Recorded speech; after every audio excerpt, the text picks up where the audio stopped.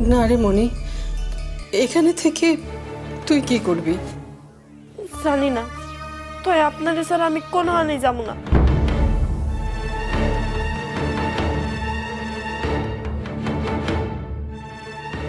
এখন কাঁদছিস?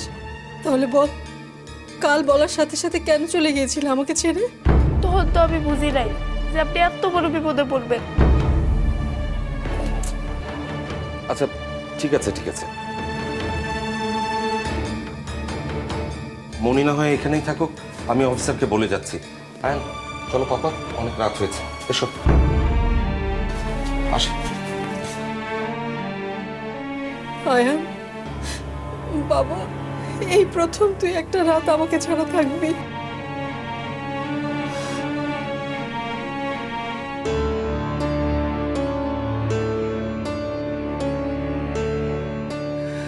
শক্ত হন খালাম্মা, আমি তো আছি। সত্যি আমি খুবই ভাগ্যবান, আয়নের মতো এমন লক্ষ্মী একটা ছেলে পেয়েছি, সাদিকের মতো এমন ভালো একটা স্বামী পেয়েছি, আর আর তোর মতো একটা মমতাময়ী মেয়ে পেয়েছি। আমারে আপনার মেয়ে কইলেন খালাম্মা? মায়ের বিপদে যে মেয়ে পাশে থাকে সে তো আপন মেয়ে ছাড়া আর কিছু না রে। আজ থেকে তুই আমার পরিবারের একজন হয়ে গেলি, সবসময় আমাদের সাথেই থাকবি। কতদিন পর কেউ আমারে কাজের মেয়ে না কয়া তুই কইল। এখন খালি আপনি আমার জন্য দোয়া করেন খালাম্মা, কালকে যাতে আমি 50 লাখ টাকা উদ্ধার করতে পারি। কামটা কঠিন, অনেক বিপদও আছে, তো আপনার লেগে আমি সব বিপদ মাথা পাইতে নিমু খালাম্মা।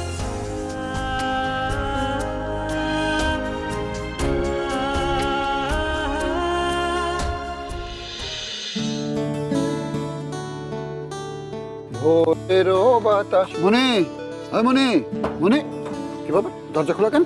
মনে কিরে মনে, দরজা খোলা কেন? বাইরে গেছিলে নাকি? কখন আসছো?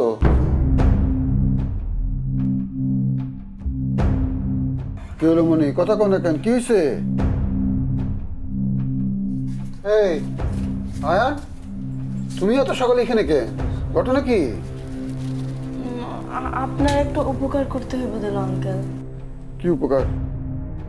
হ্যাঁ আঙ্কেল, আপনার উপকার করতে হবে, আপনি না করতে পারবেন না। আরে উপকারটা কি সেটা তো আগে বলবা নাকি?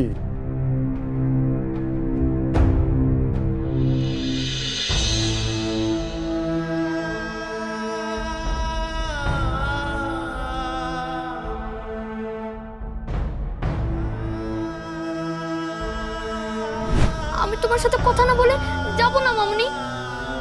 তুমি আমাদেরকে তাকাচ্ছ না কেন মামুনি?